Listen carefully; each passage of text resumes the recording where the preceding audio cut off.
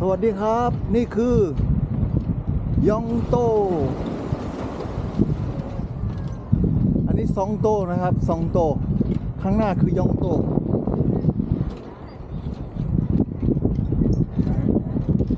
เฮ้โอป้าค่ะโอป้าเป็นไงคะ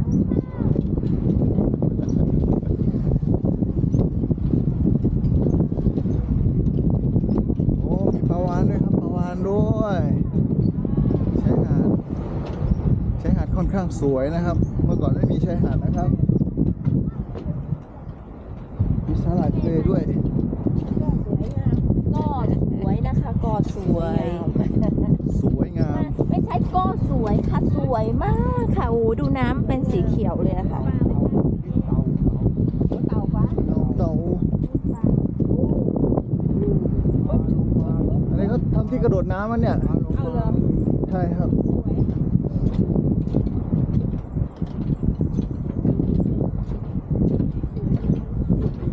โอ้สวยจริง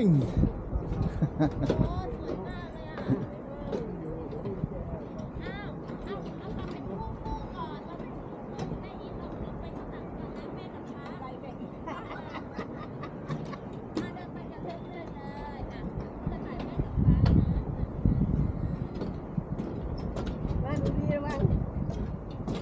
โทรศัพท์ตกช่วงลงทะเลน่ะใส่กระเป๋าเบไป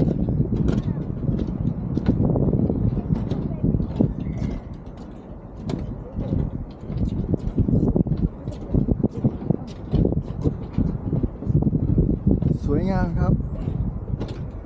สวยงามมาก